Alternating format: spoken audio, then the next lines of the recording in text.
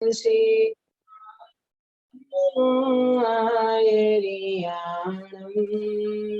नमो वज्रायाणं नमो लोये सव्यसाचिन्।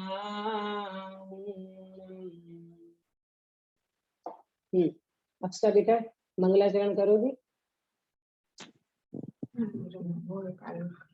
दीदी काल में ना जो ऑनलाइन कनेक्ट दीदी कल करेंगे बोल रहे हैं अच्छा ये क्या नाम प्रेमलता जी की किरण बेन है कोई? हाँ प्रेमलता जी हैं। प्रेमलता जी मंगलाचरण करोगे? जी दीदी जी जय जिने। क्रम नियमित क्रमबद्ध है जब जग की सब पर्याय निर्णय हो सर्वज्ञ का दृष्टि निज में आ सकल द्रव्य के गुण अरुपर्यायों को जाने केवल ज्ञान मानो उसमें डूब गए हो किंतु न छूता उन्हें सुजान। जब जिसका जिसमें जिस थल में जिस विधि से होना जो कार्य सब उसका उसमें उस थल में उस विधि से होता वह कार्य। जन्म मरण हो या सुख दुख हो अथवा हो संयोग वियोग जैसे जाने हैं जिनवर ने वैसे ही सब होने योग्य। कोई न उनका करता हरता उनका होना वस्तु स्वभाव ज्ञान कला में गेय झलकते किंतु नहीं उसमें प्रभाव। अतः नहीं मैं पर का करता और न पर में मेरा कार्य सहज स्वयं निज क्रम से होती है मुझ में मेरी पर्याय। पर्यायों से दृष्टि पलटती हासित हो गया एक भगवान वस्तु स्वरूप बताया तुमने सत सत वंदन गुरु कहान। वस्तु स्वरूप बताया तुमने सत सत वंदन गुरु कहान। वहाँ तुमने के बदले आपने है ना जी जी ये बहुमान वाचक संज्ञा है इसीलिए जी बड़ों को आप करके बुलाते हैं। जी जी बहुत मंगलाचरण सुंदर किया आपने। सुबह मंगल प्रभात की मंगल बेला है और हम जैन सिद्धांत के मर्म को समझने के लिए हम क्रमबद्ध पर्याय की चर्चा समझने का प्रयास कर रहे हैं। पिछले दो सेक्शन में हमने क्रमबद्ध पर्याय को देखते हुए दो क्वेश्चन आंसर हमने किए थे यहाँ पर और उसमें क्रमबद्ध पर्याय क्या है, द्रव्य है, गुण है कि पर्याय है, इसकी चर्चा की थी। क्रमबद्ध पर्याय के शब्द का मीनिंग समझा था। फिर क्रमबद्ध पर्याय के दो महत्वपूर्ण जो बिंदु है वो कौन से हैं इसके ऊपर विचार किए थे हमने। दो दार्शनिक मुद्दा और आध्यात्मिक मुद्दा है ना, ये मुख्य दो बिंदु हैं, इसके ऊपर हमने चर्चा की थी। और इसके बाद एक और चर्चा की थी हमने कि वस्तु का जो परिणमन होता है वो चार विशेषता पूर्वक होता है। बताइए अक्षा बेटा कौन सी चार विशेषता बताई थी? प्रत्येक पदार्थ परिणामन क्रमशः होता है। अज्ञान भगवान सिद्ध भगवान का क्रम है और सिद्ध भगवान बनने का क्रम होता है। हाँ दीदी उसने है ना सुना नहीं है आगे का क्लासेस, वो बाद में सुनेंगे तो उसे पता नहीं है, मैं बताती हूँ। प्रत्येक पदार्थ का परिणमन क्रमश होता है और अर्यंत भगवान का पद भी क्रम से होता है, सिद्ध भगवान बनने का भी क्रम होता है। सेकंड स्वाधीन। नहीं, बस ये तो मैंने आपको डिटेल बताया था, लेकिन क्रमशः प्रत्येक पदार्थ क्रम से होता है, स्वाधीन होता है, नियमित होता है। और परिणमन नियमित है, और वस्तु के परिणाम नियमित के साथ साथ व्यवस्थित होता है। 4 बिंदु बताए थे। प्रत्येक वस्तु का परिणमन क्रमशः होता है, स्वाधीन होता है, नियमित होता है और व्यवस्थित होता है।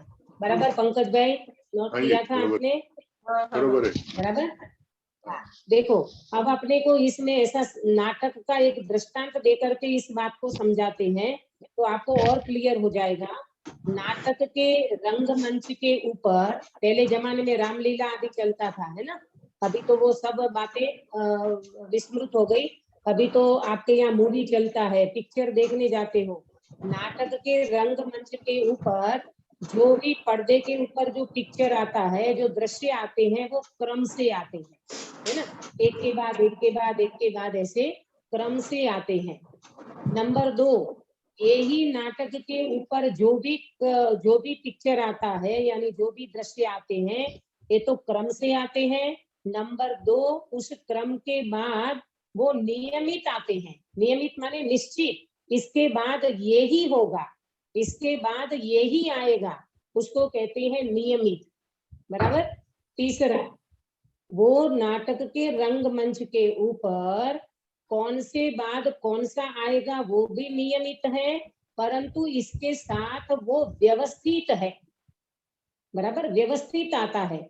ऐसा नहीं है कि कहीं कुछ बता दिया, कहीं कुछ बता दिया, ऐसा नहीं होता। वो जो भी कुछ दृश्य आते हैं, अपन देखो कोई भी, आप लोग सीरियल देखते हो ना, सीरियल टीवी में सीरियल देखते हो जागृति बेन, तो वो सीरियल में आपको अंदर से ऐसा महसूस होता है कि आज यहाँ तक बात आई, कल आगे क्या आएगा, है ना? तो ये क्यों, ऐसा क्यों? क्योंकि वो क्रम से नियमित और व्यवस्थित आता है। ऐसा नहीं है कभी कुछ बता दिया, कभी कुछ बता दिया, ऐसा नहीं होता। और चौथे नंबर में बताया, नाटक के रंगमंच के ऊपर जो भी दृश्य आते हैं वो स्वाधीन है, वो किसी के अधीन नहीं है। जो व्यक्ति रोल करेगा वो अपने हिसाब से करेगा, स्वाधीनता से, स्वतंत्रता से। तो इसी तरह अपने आत्मा के ऊपर लगाएं, क्रमबद्ध पर्याय के ऊपर लगाओ। तो क्रमबद्ध पर्याय में हम सामूहिकता से अगर बात करें तो जीव और अजीव की पर्याय कैसी होंगी? क्रमशः होगी। नंबर 2, नियमित होगी। इसके बाद यही आएगी। बहुत सारे दृष्टांत दे दिए। बाल्य अवस्था के बाद कौन सी अवस्था आएगी बीना बेन?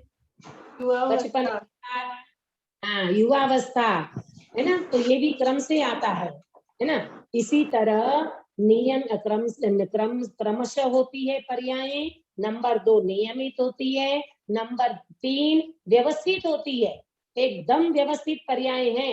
अपने को ये सब अव्यवस्थित लगता है। मैंने आपको बताया था 2000 में किसने भूकंप आया, अव्यवस्थित।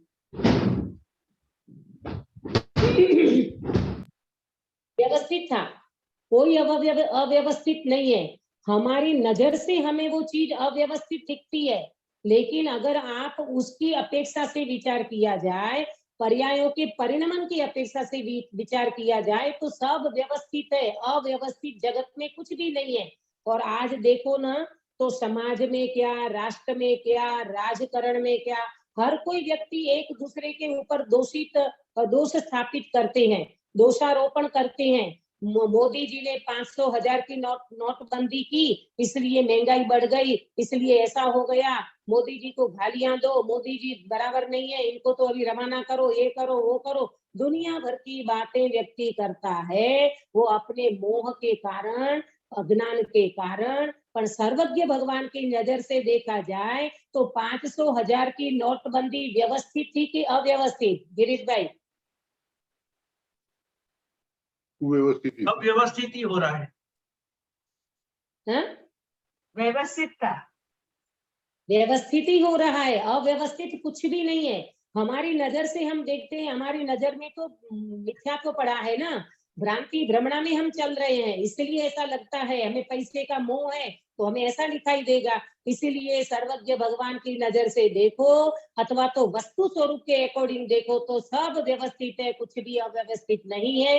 मैंने दृष्टांत दिया था, इसी क्रमबद्ध पर्याय में दादा ने लिखा है कि वो एक झोपड़ी में रहने वाला व्यक्ति है, उस झोपड़ी में वस्तु सब अव्यवस्थित पड़ी है। कहीं तो टूटा खाट पड़ा है, कहीं तो कहीं बेंच पड़ी है, कहीं कुछ पड़ा है, कहीं कुछ पड़ा है, कुछ व्यवस्थित नहीं दिखाई देता। परंतु सर्वज्ञ भगवान ये कहते हैं वस्तु स्वरूप के अकॉर्डिंग बात किया जाए तो सब व्यवस्थित है, अव्यवस्थित कुछ भी नहीं है ना। तो ये अपने को समझना होगा। बहुत बहुत सारी चर्चा आने वाली है, इसमें तो आपका पूरा ऑपरेशन हो जाएगा, कर्तृत्व का तो भुक्का हो जाएगा, चकनाचूर हो जाएगा कर्ता भाव। अपने अंदर में कितना कुछ चलता है, किसी व्यक्ति ने जरा कुछ व्यवस्थित नहीं किया तो ऐसा लगता है अरे तो बराबर काम नहीं करते हैं, ऐसे जगह पे ये रखना चाहिए, ऐसा करना चाहिए, वैसा नहीं करना चाहिए। देखो अपन गृहस्थ में रहते, गृहस्थ दशा में रहते हैं तो एक लोक व्यवहार में वो बातें आती जरूर है, पर उसमें अपना कर्तृत्व नहीं होना चाहिए। सीधी बात तो ये है, कर्तृत्व होगा तो बहुत दुखी हो जाओगे, और कर्तृत्व नहीं होगा तो ये पूरी व्यवस्था को आप व्यवस्थित तरीके से देख सकते हो। और चौथी बात करी वो स्वाधीन होती है, जो भी पर्याय है वो स्वाधीन है। वो ना जिनेंद्र भगवान के हाथ की बात है पर्याय को फेरबदल करने की। पर्याय में कोई फेरफार नहीं कर सकता। पर्याय को व्यवस्थित, नियमित, क्रमशः और स्वाधीन देखने में आएगा तो जीव अवश्य में सम्यक दर्शन की प्राप्ति करेगा। इसकी चर्चा अपन आगे करने वाले हैं। आज हम आगे बढ़ते हैं। ये मैंने थोड़ा रिवीजन कर लिया, बीच में थोड़ा गैप हो गया ना अपना, गुरु शुक्र शनि मिलते हैं अपन, तो ये रिवाइज कर लिया हमने। अब आज आगे की चर्चा अपन करते हैं कि ये जो क्रमबद्ध पर्याय है, ये क्रमबद्ध पर्याय किसने निकाली। सुनना ध्यान से, पहले बात को सुन लो पूरी। ये क्रमबद्ध पर्याय ने तो कांजी स्वामी ने निकाली है भाई, हम तो नहीं मानते। शास्त्र में बताओ, शास्त्र में क्रमबद्ध पर्याय कहाँ आई है? ये तो कांजी स्वामी अपने घर की बात करते हैं, ऐसा लोग कह सकते हैं। उसके लिए आज मैं आपको रेफरेंस देने वाली हूँ। बात अपन शास्त्र के आधार से करेंगे। आज का क्वेश्चन नोट करिए, क्रमबद्ध पर्याय शास्त्र में कहाँ पर आती है? क्या नोट करोगे? क्रमबद्ध पर्याय शास्त्र में कहाँ कहाँ आती है, माने कहाँ कहाँ शास्त्र में आया है कि क्रमबद्ध पर्याय का जो चर्चा चल रही है। कोई घर की बात नहीं कर रहे हैं, है ना, घर की बात नहीं है, ये तो सर्वज्ञ भगवान के ज्ञान में आई हुई बातें हैं। देखो गुरुदेव श्री ने तो इसको उजागर किया है, इसको फोकस किया है, इसलिए अपन गुरुदेव श्री का नाम लेते हैं, वरना शास्त्र में तो ये बातें लिखी हुई है। तो अपन सबसे पहली चर्चा करेंगे जो हमारे दृष्टि का विषय ऐसा ग्रंथाधिराज समय सार। समय सार में 308 से 311 नंबर की गाथा में क्रमबद्ध पर्याय की चर्चा है। कौन सी गाथा? 308 से 311। 308 से 311 नंबर की गाथा। आप एक एक बात को समझना, इसमें बहुत अच्छी बात लिखी हुई है कि ये जो क्रमबद्ध पर्याय की चर्चा करते हैं, कोई हम घर की चर्चा थोड़ी कर रहे हैं। तो बताओ फिर आपने क्या बताया? तो कहते हैं 308 से 311 नंबर की गाथा में कुंद आचार्य देव ने आत्मख्याति नाम की टीका में अमृतचंद्र आचार्य लिखते हैं कि जीवों का जो भी कुछ परिणमन है वो क्रमबद्ध है, और अजीव का भी जो भी कुछ परिणमन होता है वो क्रमबद्ध होता है। क्रम नियमित शब्द लिखा है, क्रम नियमित और क्रमबद्ध में कोई अंतर नहीं है। सुनना ध्यान से गिरीश भाई, आप समझे बात को? क्रम नियमित कहो कि क्रमबद्ध कहो? क्रमबद्ध माने बधा हुआ क्रम। बधा हुआ क्रम का क्या मतलब? इसके बाद यही आएगा, ये बधा हुआ क्रम। और क्रम नियमित माने इसके बाद यही नियम से आएगा, इसको भी कहते हैं क्रम नियमित कहो, क्रमबद्ध कहो, दोनों का एक ही जवाब है, मतलब एक ही आंसर है, बराबर। तो क्या बात की? 308 से 311 नंबर की गाथा में जीवों का क्रम नियमित है और अजीव का क्रम भी नियमित है। ऐसी चर्चा कहाँ आई है जागृति बेन? कौन से नंबर की गाथा बताई? समय साथी 308 से 311। बहुत बढ़िया। मैं इसीलिए दोहराती हूँ आप लोगों के मुख से कि आपको पता चल जाए, और ये जब अपन एग्जाम लेंगे तो मैं आपको पूछ सकती हूँ कि क्रमबद्ध पर्याय की चर्चा शास्त्र में कहाँ कहाँ आई है, बताइए, तो आप नोट कराओ, तो ये आप बात वहां बता सकते हो। बराबर, अपने ध्यान में रहना चाहिए, ये घर की बात नहीं है, ये सर्वज्ञ भगवान की बात है, वस्तु स्वरूप की बात है, और शास्त्र में भी बात आई है। 308 से 311 नंबर की गाथा में क्या बताया? जीव का परिणमन भी क्रमबद्ध है और अजीव का परिणमन भी क्रमबद्ध है। इसका मतलब क्या हुआ? कोई भी इसका कर्ता धर्ता नहीं है, न जीव के परिणमन का कोई करता है, न अजीव के परिणमन का कोई करता है। दोनों के जो भी कुछ परिणमन हो रहा है वो क्रम नियमित और क्रमबद्ध होता है। अब एक प्रश्न हो सकता है, मैं आपके सामने रखती हूँ कि अपने को ये बात तो समझ में आती है पंकज भाई, कि ये जीव का परिणमन क्रमबद्ध है, ये तो बात बैठती है, ऐसा लगता है ना कि हाँ सही बात है, ये सब क्रम से हो रहा है। जैसे बाल्य अवस्था, युवावस्था, वृद्धावस्था, ये सब शरीर का परिणमन, फिर जीवों का परिणमन, विचार, विकल्प, ये सब क्रम से हो रहा है, वो अपने को बात बैठती है। परंतु अजीव का परिणमन भी क्रम से होता है, ये बात अपने को कैसे समझ में आएगी? क्योंकि अपनी अजीव का परिणमन, अजीव की भी पर्याय है ना, अजीव वस्तु भी पर्याय में पर्याय से होती, वो परिणमता, अजीव भी तो परिणमता है। परिणमता है, बहुत बढ़िया। अजीव भी परिणमता है, परंतु इसको अपन ऐसे समझे, अपने को मालूम कभी कभी ऐसा लगने लगता है, जो मैं आपको बात बताना चाहती हूँ कि ये आकाश में बादल कौन बनाता है? आकाश में बादल कौन बनाता है? आकाश में कभी तो सफेद बादल, और अभी बारिश के दिन चल रहे हैं तो एकदम काला घन बादल, एकदम घटादार काला घन बादल, तो ये कौन बनाता है? आकाश में कभी कभी इंद्रधनुष निकल आता है, ये कौन बनाता है? ये सब किसकी पर्याय है? ये अजीव की पर्याय है। आया समझ में? आकाश में बादल बनते हैं, आकाश में घटादार बादल बनते हैं, इंद्रधनुष बनता है, ये सब कौन बनाता है? तो बोले ये भी अजीव की पर्याय हैं, और अजीव की पर्याय भी क्रम से होती रहती है। आया समझ में सभी को? प्रेमलता जी? दीदी तो ऐसा ही समझ सकते हैं ना, जैसे कुर्सी, कुछ भी कुर्सी अगर बनती है, टेबल अगर बनता है तो भी क्रम से बनती है, लकड़ी लेंगे। हाँ, बिल्कुल बिल्कुल बिल्कुल, कुर्सी का भी क्रमबद्ध परिणमन है। जो भी आपके घर में सामान है, अपने को ये लगता है इनको मैंने बनाया, इनको मैंने अच्छा किया, अरे न जीव के तुम करता हो, न अजीव के तुम करता हो। जीव का परिणमन भी क्रम से होता है और अजीव का परिणमन भी क्रम से होता है। आकाश में बादल किसने बनाया? आकाश में इंद्रधनुष होता है तो किसने किया? आकाश में एकदम से बारिश आने की तैयारी हुई और पूरा आकाश काला काला काला हो गया, तो बादल से बिल्कुल छा गया, किसने बनाया? अजीव का परिणमन है, और अजीव की पर्याय भी क्रम से होती है। बराबर, ये बात समझ में आई? तो ये रेफरेंस मैंने एक दिया, किसका रेफरेंस दिया? समय सार की 308 से 311 नंबर की गाथा। जीव का परिणमन भी क्रमशः होता है और अजीव का परिणमन भी क्रमशः होता है। बराबर। अब इसके बाद अपन आगे चलते हैं और रेफरेंस देते हैं आचार्य देव। कार्तिक अनुप्रेक्षा, शास्त्र का नाम है कार्तिक अनुप्रेक्षा। कार्तिक अनुप्रेक्षा में 321 से 323 नंबर की गाथा है। कौन सा शास्त्र? कार्तिक अनुप्रेक्षा।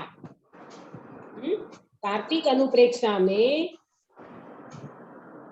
आचार्य देव ने बात लिखी है 321 से 323 नंबर की गाथा। ये गाथा मैंने आपके इसमें क्या बोलते ग्रुप पे भेजी है, वो गाथा निकालिए, गाथा भेजी है, वो गाथा निकालिए आपके मोबाइल में से। उस गाथा को अपन पढ़ेंगे, उसका मैं अर्थ बताऊंगी, इसके ऊपर अपन 5 समवाय को घटित करके ये चर्चा करना है। मिला सबको? आपके मोबाइल में देखो। हाँ देखो, ये गाथा अपन सब साथ में बोलेंगे और फिर मैं इस गाथा का अर्थ करूंगी कि कार्तिक अनुप्रेक्षा में भी ये क्रमबद्ध की बात हुई है, क्रमबद्ध की बात आई है, तो किस तरह से आई है।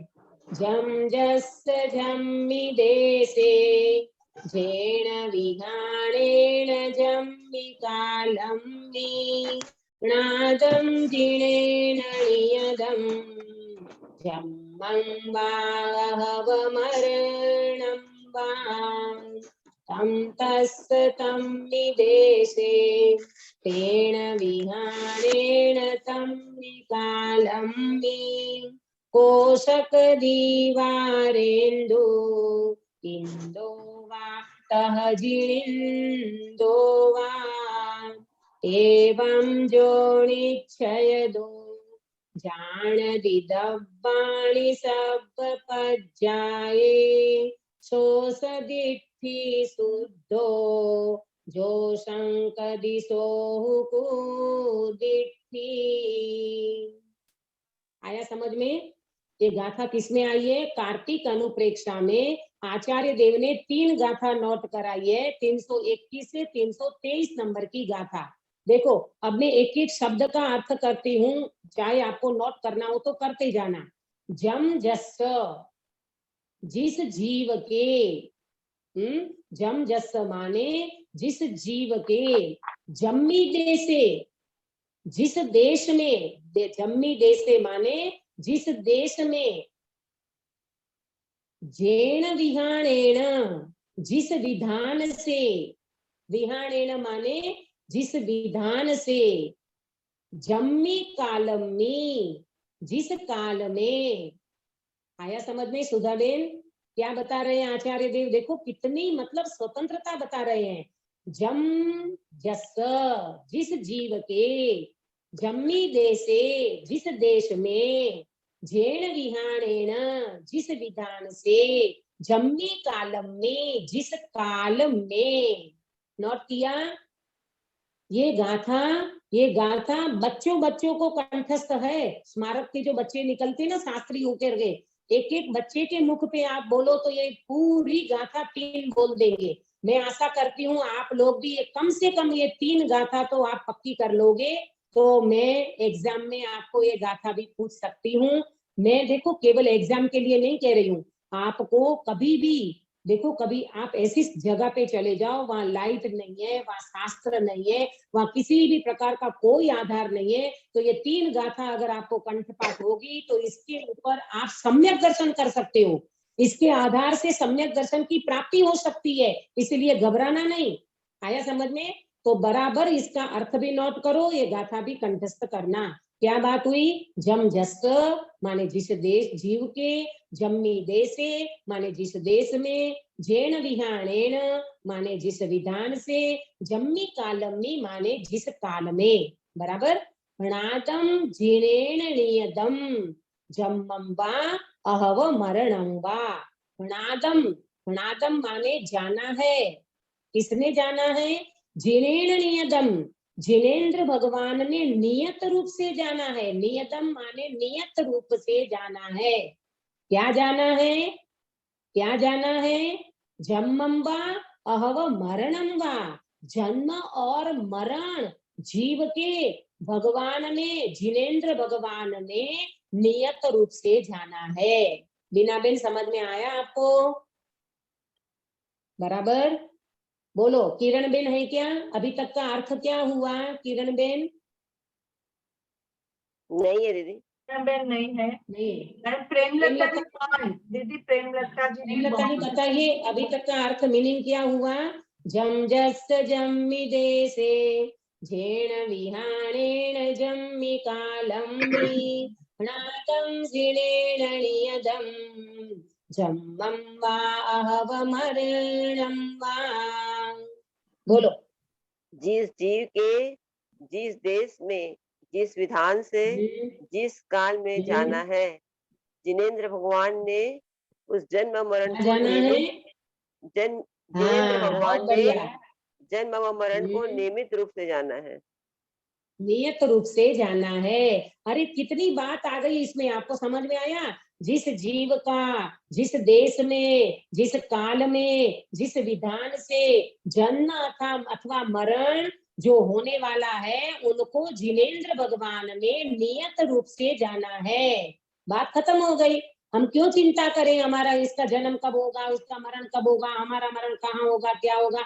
अरे जिनेंद्र भगवान ने जाना है ना, तो जाना है इसका मतलब क्रमबद्ध पर्याय, बिल्कुल फिक्स हो गई क्रमबद्ध पर्याय कि भगवान ने जैसा जाना है जीवों का जन्म मरण, वो वैसा ही उस काल में, उस देश में, उस क्षेत्र में, उस विधान से जन्म और मरण होना है। जिनेंद्र भगवान ने नियत रूप से जाना है। बराबर, इतना अर्थ हो गया। एक गाथा हो गई। अब दूसरी गाथा। तम तस् तम्मि देशे तेन विहाणेन तम्मि कालम्मि कोशक दीवारेन्दो इंदो वा तहजिलिंदो वा। अब देखो कितना इजी हो गया। तम तस्त, तम तस्त, तम तस्त माने उस जीव के, तम तस्त माने उस जीव के, तम्मी देशे उसी देश में, तेन विहाणेन उसी विधान से, तम्मी कालम्मी उस काल में, बराबर उस काल में हो अवश्य होता है। तो को शकदी उसको टालने में कौन समर्थ है। को शकदी वारेंदु उनको टालने में कौन समर्थ है। कौन समर्थ है माने कौन बताया। इंदोवा तह जिनेंदोवा, इंद्र भगवान अने इंद्र अथवा जिनेंद्र भगवान भी उनको टालने में समर्थ नहीं है।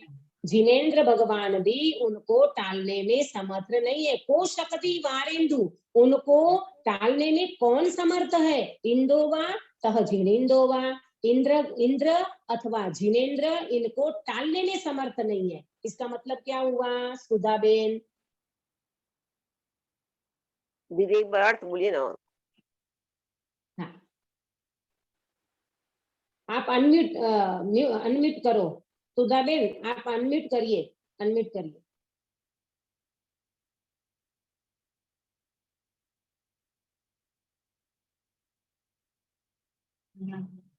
नहीं आ रही, अनम्यूट नहीं हो आप, अनम्यूट नहीं हो। भगवान है, हाँ म्यूट हुआ नहीं। हाँ। इंद्र और नरेंद्र भी जो होना है वो होता है, उसको टालने में कोई समर्थ नहीं है। हाँ, किसको। जन्म और मरण को। मरण को। जिस जीव का जिस क्षेत्र में, जिस देश में, जिस विधान से है जो भी जन्म और मरण होने वाला है, उनका उसी काल में उसी विधान से वो अवश्य होता है। उसको टालने में इंद्र और जिनेंद्र भी समर्थ नहीं है। प्रेमलता जी नोट करिए, दोबारा बोलती हूँ। उस जीव के तम तस् माने उस जीव के, तम्मी देशे माने उसी देश में, तम तेन विहाणेन माने उसी विधान से, तम्मी कालम्मी माने उसी काल में, को शकदी वारेंदु कौन टालने में समर्थ है। तो नाम तो बता दिया, इंदोवा तह जिनेंदोवा, इंद्र हो चाहे जिनेंद्र भगवान हो, कोई भी टालने में समर्थ नहीं है। किसको बीना बेन, किसको टालने में समर्थ नहीं है बीना बेन। पर्याय को। जन्म मरण हाँ, जन्म और मरण की पर्याय को टालने में जिनेंद्र, इंद्र और जिनेंद्र भगवान भी समर्थ नहीं है। इसका मतलब जिस क्रम में, जिस विधान से, जिस क्षेत्र में जो होना होगा वो अवश्य होगा, उसको टालने में इंद्र और जिनेंद्र भी समर्थ नहीं है। अब मैं सभा में प्रश्न पूछती हूँ, इंद्र कितने होते हैं। 16। 16। इंद्र 16 होते हैं, राइट या रॉन्ग। अंकित कहाँ गया, अंकित बेटा। ये 3 तो दिखाई दे रहे हैं, अंकित नहीं दिखाई दे रहा। अंकित है ना। हाँ, क्योंकि वो तो अमेरिका में है ना। अंकित बोलो, अंकित बेटा पता है आपको इंद्र कितने होते हैं। इंद्र तो कई सारे होते हैं, कई सारे हर होते एक हैं। स्वर्ग में कोई बहुत सारे। उसका, हाँ, लेकिन कोई उसका चौक्कस आंक आता है, चौक्कस आंक आता है। और गुरुदेव श्री की सीढ़ी सुनी होगी, गुरुदेव श्री बहुत बार बोलते हैं 100 इंद्र, 100। 100 इंद्र होते हैं। कौन कौन से, नाम तो दे दिया 100 इंद्र, लेकिन कौन कौन से। पवनपति के। इंद्र और जिनेंद्र भी टालने में समर्थ नहीं है। आपको पता है इंद्र 100 होते हैं, लेकिन 100 इंद्र कौन से। भवनपति के 40 वायु ज्योतिषी के 40 कि वो देव होते हैं। ज्योतिषी के 40 और ऐसे वो जो होते हैं वो देव होते हैं कि वो इंद्र ही होते हैं। अब ये नहीं पता कि इंद्र 100 को गिना दिया, लेकिन क्या क्या होते हैं, कौन कौन, देखो मैं आपको क्लियर बताती हूँ, नोट कर लीजिए। हमने इसके लिए, ये जनरल नॉलेज है, ये जनरल नॉलेज अपने ज्ञान में प्रॉपर होना चाहिए। सबसे पहले तो जो क्या बोलते हैं, इंद्र जो होते हैं, इंद्र का मीनिंग क्या है? इंद्र का मीनिंग लिखो, शासक देव। अरे शासक, इंद्र माने शासन करने वाला। जैसे अभी किसका शासन चल रहा है श्वेता? भगवान का। अभी अपने राष्ट्र, अभी अपने यहाँ प्रधानमंत्री कौन है? मोदी जी। देश के प्रधानमंत्री मोदी, नरेंद्र मोदी। नरेंद्र मोदी का शासन चल रहा है ना। ऐसे यहाँ पर 16 स्वर्ग में 16 स्वर्ग जो है, इसके ऊपर इंद्र का शासन चलता है। इंद्र माने जो शासन करते हैं। 16 स्वर्ग के ऊपर शासन करने वाले 12 इंद्र हैं।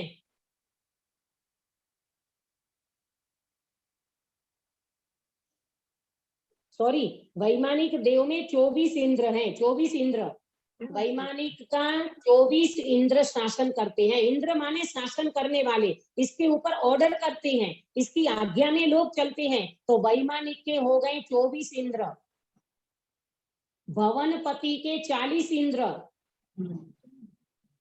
भवनपति के 40 इंद्र, व्यंतर के 32 इंद्र, बराबर, व्यंतर के 32 इंद्र, और ज्योतिष में 2 इंद्र, चंद्र और सूर्य। ज्योतिष के 2 इंद्र हैं, चंद्र और सूर्य। और मनुष्य में चक्रवर्ती, और तिर्यंच में अष्टापद सिंह। कितने चक्रवर्ती? एक चक्रवर्ती। कितने कितने हो गए? काउंटिंग करो अंकित भैया। तिर्यंच में क्या बोला दीदी आपने? तिर्यंच में सिंह, अष्टपद सिंह नाम आता है, सिंह। देखो मैं फिर से बोलती हूँ, वैमानिक के 24 इंद्र, भवनपति के 40, व्यंतर के 32, ज्योतिषी के 2, चंद्र और सूर्य, और मनुष्य का 1 चक्रवर्ती, और तिर्यंच में 1 अष्टापद सिंह। बराबर। ये क्या है? ये 100 इंद्र। अब आप बता सकते हो गुरुदेव श्री 100 इंद्र की बात कब करते हैं? गुरुदेव की सीढ़ी जो सुनते होंगे उनको पता होगा कि गुरुदेव श्री ये 100 इंद्र की बात कब करते हैं। कौन बताएगा? भले 100 इंद्रो चरण शीश धरता, भले 100 इंद्र चरण में शीश धरता, इंद्राणी ना स्वास्तिक बनता। बराबर, ये बात भी सही है, लेकिन गुरुदेव श्री मुख से बोलते हैं ना, वो बात मैं पूछ रही हूँ कि गुरुदेव श्री प्रवचन में ऐसी बात बताते हैं और वो कईयों बार सुनी।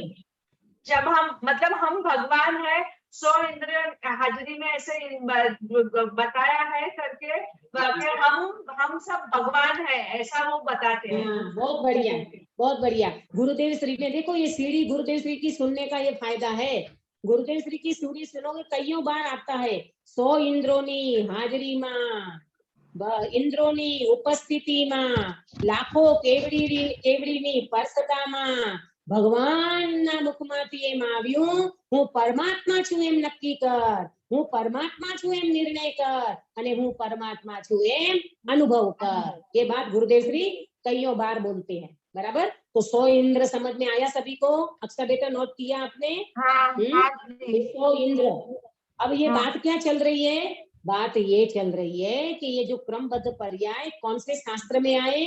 तो बोले कार्तिक अनुप्रेक्षा नाम का जो शास्त्र है उसमें 321 से 323 नंबर की गाथा में आचार्य देव ने क्या लिखा कि जिस जीव का जिस देश में, जिस क्षेत्र में, जिस विधान से जन्म और मरण होने वाला है, उनका उसी देश में, उसी क्षेत्र में, उसी विधान से होगा। इसको टालने में कौन समर्थ नहीं है? सुधाबेन, कौन समर्थ नहीं है?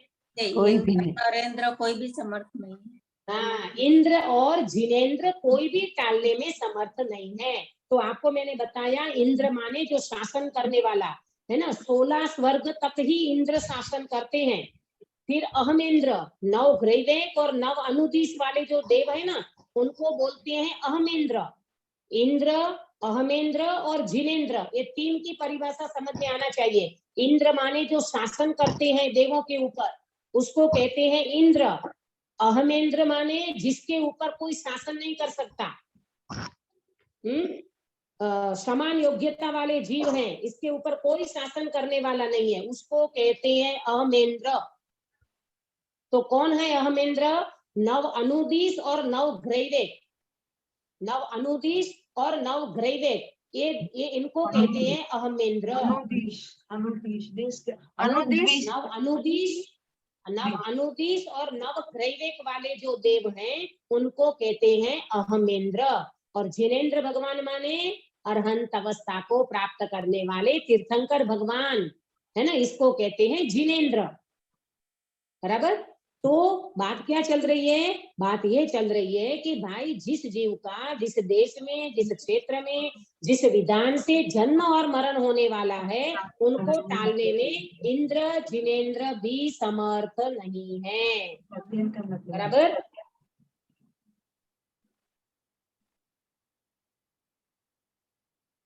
देखो, अब इसमें मैं आपको 5 समवाय बताती हूँ पंकज भाई, 5 समवाय। अब इसमें 5 समवाय निकलेंगे। 5 समवाय का नाम आता है किसी को? अभी मैंने बताया था। अंकित भैया, आप बता सकते हो 5 समवाय का नाम? द्रव्य, क्षेत्र, काल, द्रव्य क्षेत्र काल भाव नहीं, सभा, द्रव्य क्षेत्र काल, पुरुषार्थ। 5 समवाय। हाँ, मैं बोलूं प्रेमलता कौन बोल शाह रहा है? बोलूं? प्रेमलता शाह बोलूं? हाँ, बोलो बोलो बोलो सभा, बोलो, जरूर। सभा, पुरुषार्थ, नियत, नियत, सभा, पुरुषार्थ, नियत,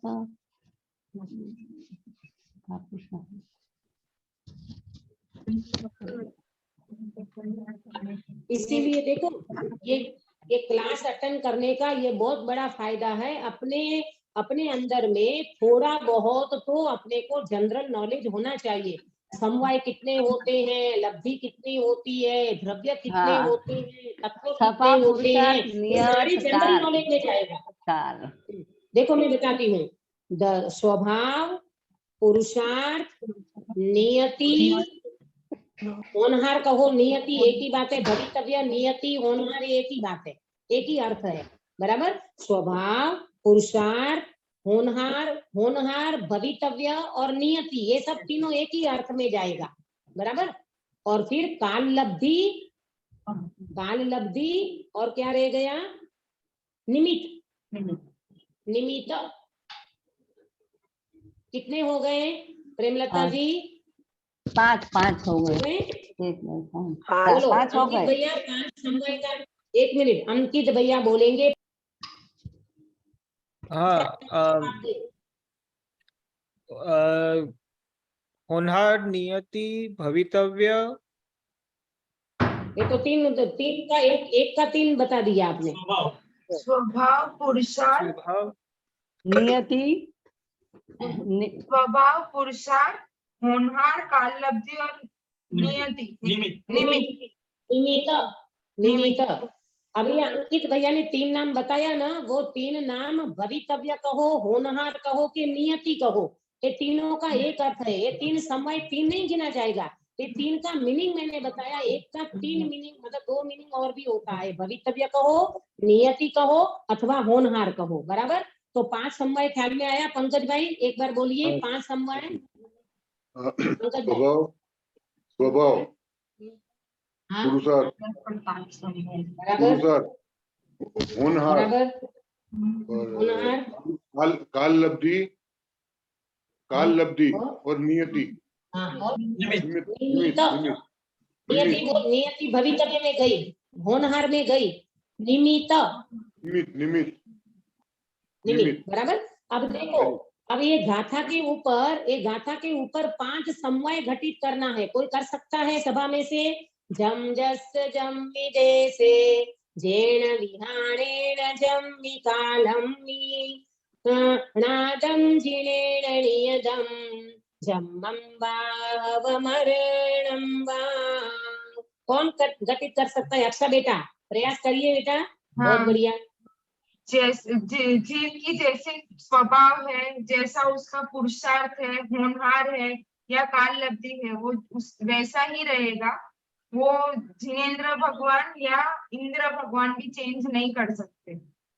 बहुत बढ़िया, अच्छा प्रयास किया आपने। अब मैं ये पूछ रही थी आपको कि इस गाथा में स्वभाव कहाँ लगेगा, काल लब्धि कहाँ लगेगी, निमित्त कहाँ लगेगा, स्वभाव कहाँ लगेगा, पुरुषार्थ कहाँ लगेगा, ये आपको बताना है। ये आपने उसका भाव तो बता दिया, वर्ड्स चाहिए मुझे कि वो वर्ड से स्वभाव निकलता है, वो वर्ड से काल लब्धि निकलती है, वो वर्ड से पुरुषार्थ निकलता है। कौन बता सकता है सभा में से?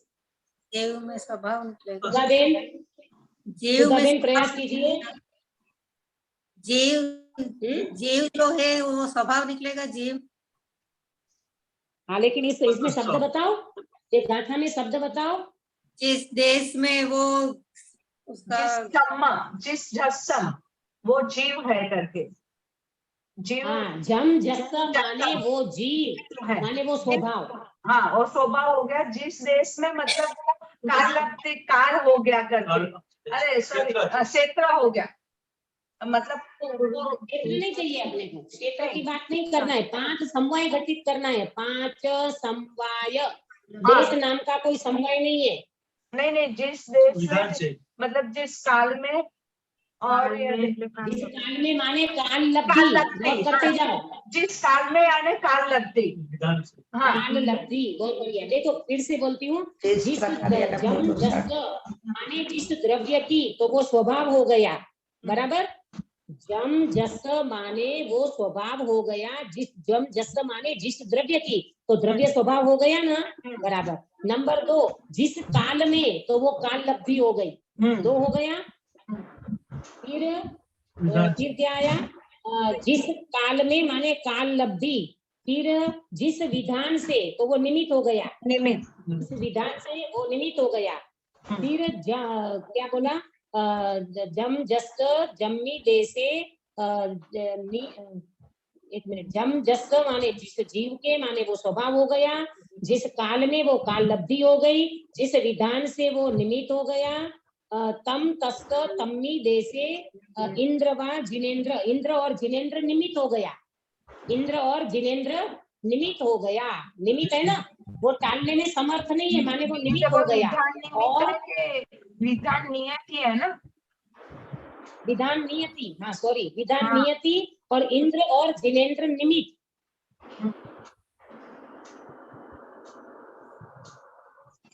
और होनहार मतलब जो जिस जीव और तम देशे, जिस विधान से, जिस निमित्त से होने वाला है, उसको टालने में इंद्र और जिनेन्द्र भी समर्थ नहीं है। दीदी, देखो पुरुषार्थ किसमें लगेगा? पुरुषार्थ लगेगा, एक मिनट, ये नियम तीर्थंकर भी समर्थ नहीं है उसको बताने में।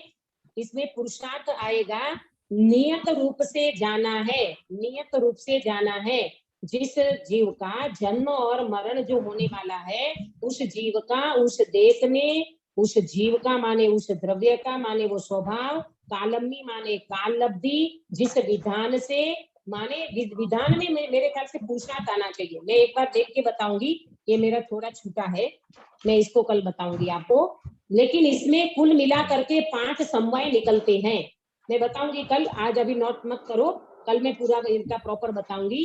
कहने का मतलब ये है कि ये जो कार्तिक अनुप्रेक्षा की गाथा है, इसमें आचार्य देव ये कह रहे हैं कि जिस जीव का जहां जन्म मरण होना है, वो विधि, वो क्षेत्र, वो विधान, वो देश, वो क्षेत्र, सब कुछ निश्चित है। इसको टालने में इंद्र और जिनेंद्र कोई भी समर्थ नहीं है।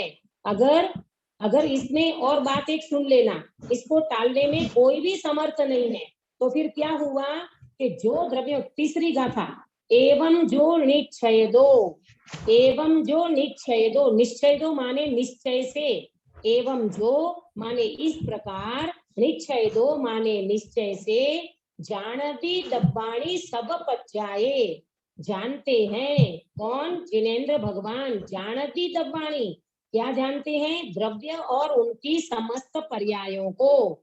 कौन जानते हैं? जिनेंद्र भगवान जानते हैं। कैसे जानते हैं? निश्चय से जानते हैं।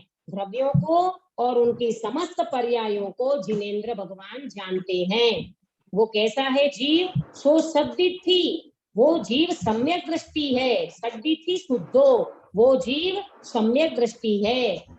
जो संकति सोहु कुदिथि, और जो इसमें शंका करता है, संकति माने शंका करता है, सोहु कुदिथि, वो जीव मिथ्या दृष्टि है। कुदृष्टि माने मिथ्या दृष्टि है।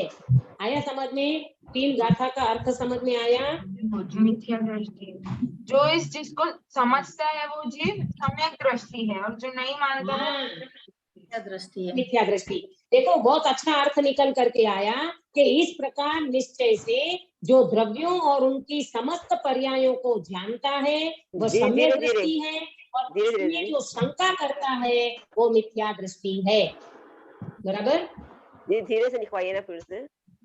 हाँ, फिर से बोलती हूँ। एवं जो इस प्रकार निश्चय दो, निश्चय से, जानती जानते हैं, दब्बाणी दब्बाणी द्रव्यों को, सब पज्जाए समस्त पर्यायों को, समस्त पर्यायों को जो जानता है वह सो सदिति शुद्धो, वो सम्यक दृष्टि जीव है, वो सम्यक दृष्टि है।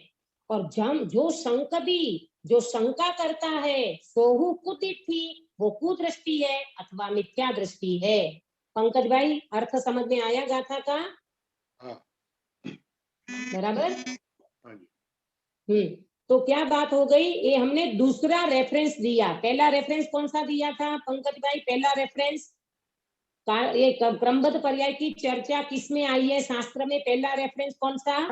समय गाथा 308 समय 308 से 311 नंबर की गाथा। उसमें जीव का और अजीव का दोनों का परिणमन क्रमबद्ध होता है, ये बात बताई। और दूसरी कार्तिक अनुप्रेक्षा में 321 से 323 नंबर की गाथा, इसमें बताया आचार्य देव ने कि जिस जीव का जन्म और मरण होने वाला है वो उस जीव का उस देश में, उस विधान से, उस क्षेत्र में जन्म और मरण जिनेंद्र भगवान ने नियत रूप से जाना है। उसको टालने में इंद्र और अहमेंद्र के जिनेंद्र कोई भी समर्थ नहीं है। इस प्रकार की चर्चा की। और तीसरी नंबर की गाथा में ये बताया कि ऐसा निश्चय से जो ऐसी पर्यायों को जो जीव जानता है वो जीव सम्यक दृष्टि है, और जो जीव नहीं समझ, जो जीव इसमें शंका करता है वो जीव कैसा है? मिथ्या दृष्टि है। बराबर? यहाँ तक की चर्चा हुई। अपना समय भी हो गया है। अब ये 5 समवाय में कल आपको प्रॉपर नोट कराऊंगी, तो 5 समवाय भी इस पे घटित हो जाते हैं। तो इसी तरह से अपने को क्या बात समझना है कि भाई ये कांजी स्वामी के घर की बात नहीं है।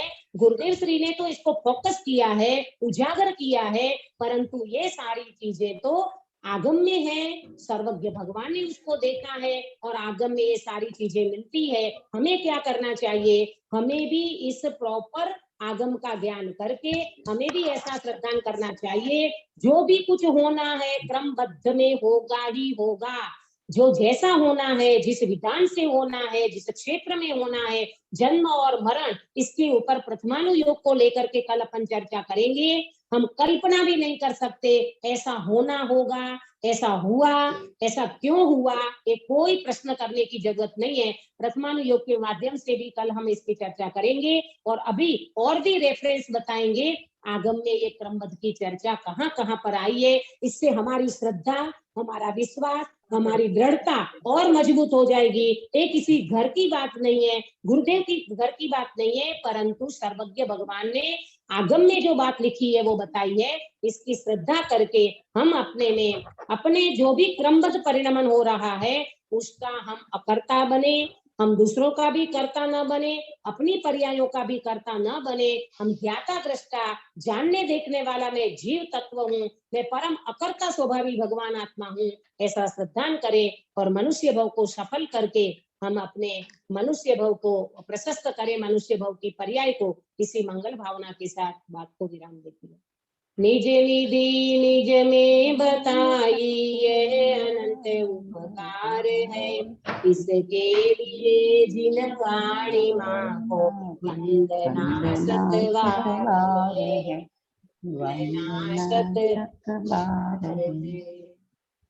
हाँ, सुधा बेन काय सर्ग कराओगे? हाँ। नमो अर्यंताणम नमो सिद्धाणम नमो ऐर्याणम नमो वज्रयाणम नमो लोय सवसाहुणम नमो अर्यंताणम नमो सिद्धाणम नमो ऐर्याणम नमो वज्रयाणम नमो लोय सवसाहुणम नमो अर्यंताणम नमो सिद्धाणम नमो ऐर्याणम नमो वज्रयाणम नमो लोय सवसाहुणम नमो अर्यंताणम नमो सिद्धाणम नमो ऐर्याणम नमो वज्रयाणम नमो लोय सवसाहुणम नमो अर्यंताणम नमो सिद्धाणम नमो ऐर्याणम नमो वज्रयाणम नमो लोय सवसाहुणम नमो अर्यंताणम नमो सिद्धाणम नमो ऐर्याणम नमो वज्रयाणम नमो लोय सवसाहुणम नमो अर्यंताणम नमो सिद्धाणम नमो ऐर्याणम नमो वज्रयाणम नमो लोय सवसाहुणम नमो अर्यंताणम नमो सिद्धाणम नमो ऐर्याणम नमो वज्रयाणम नमो लोय सवसाहुणम नमो अर्यंताणम नमो सिद्धाणम नमो ऐर्याणम नमो वज्रयाणम नमो लोय सवसाहुणम। जय जिनेन्द्र। बोलो अंतर्मुख मुद्राधारी सर्व जिनेन्द्र भगवान की जय जय हो। हो। जिनवाणी माता की जय जय हो। हो। 9 करोड़ सर्वे वितरागी महामुनि राजों की जय हो। जय हो। परम वितरागी जैन धर्म की जय जय हो। हो। जय जिनेन्द्र। जय जय जिनेन्द्र। जय जिनेन्द्र। जिनेन्द्र।